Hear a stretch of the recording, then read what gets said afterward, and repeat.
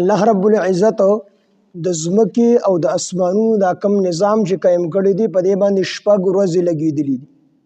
یعنی په شپږ ورځو کې الله جل شانه ځمکې او اسمانونه پیدا کړي دي.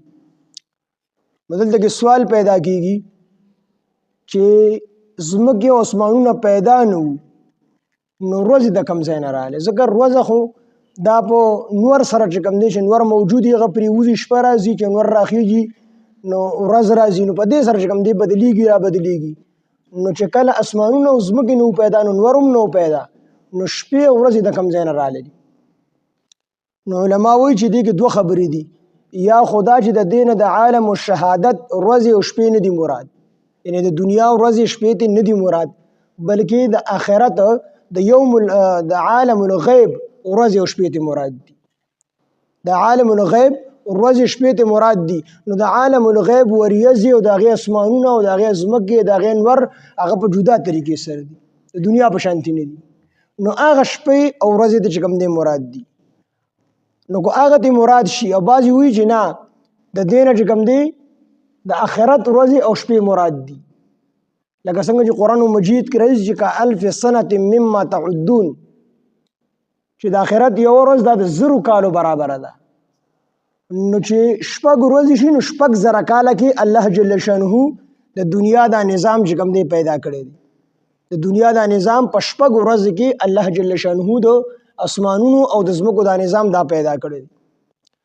اوس دلته کې الله جل شانه کن فیکون ذات دی، هغه چې یو کار ته وي شانو هغه د شنه مخکې شوي، بس د الله رب العزت د ارادې نوم د وجود دی. نو الله داسې هم کولی شو چې پیدا شه نو اسمانونه به هم پیدا شي او ځمکه به هم پیدا شوې وه، خو داسې الله ولې ونه کړل؟ وي دا ځکه ونه کړل چې په دې کې امت ته تعلیم دی، خلکو ته انسانانو ته پکې تعلیم دی چې تاسو کار کوئ نو په طریقې سره یې کوئ او جلدي په کار کې مه کوئ، ځکه چې العجلة من الشیطان، دا تعدیل چې ده دا د شیطان نه ده.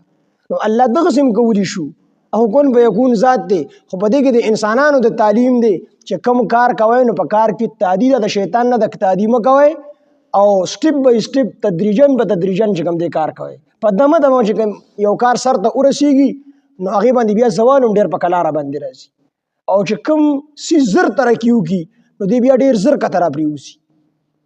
نو تعدی مه کوئ او نورو کارونو کې جلدي مه کوئ.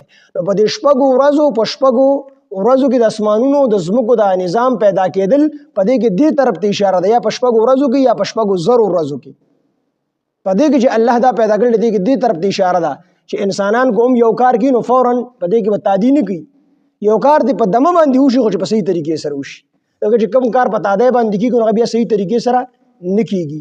نو په یو کار کې دې وخت ولګي خو چې په صحیح طریقې سره هغه کار سر ته چې کوم دی ورسي، نو په دې کې دې طرف ته اشاره ده. د راجح کول اختلاف پکې ډېر دی، خو د راجح کول مطابق دغه د اتوار د ورځې نه الله جل جلاله د خپل شان مطابق شروع کړی و، یعنی د ځمکې اسمانونو نظام یې شروع کړی د اتوار د ورځې او د جمعې په ورځ باندې ختم شو.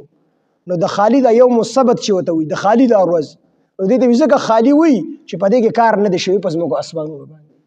په ړومبو 2 ورځو کې الله جل شانه ځمکه پیدا کړله، بیا ورپسې په 2 ورځو کې الله جل شانه په دې کې چې کوم دی چینې او دغه رنګې ونې بوټي غرونه سمندرونه دا څیزونه پکې پیدا کړه، او بیا په 2 ورځو کې د اسمانونو نظام الله جل شانه پیدا کړو. دا شپږ ورځې شوې. په دې شپږو ورځو کې الله جل شانه د دنیا د اسمانونو او د ځمکو دا نظام پیدا کړی دی.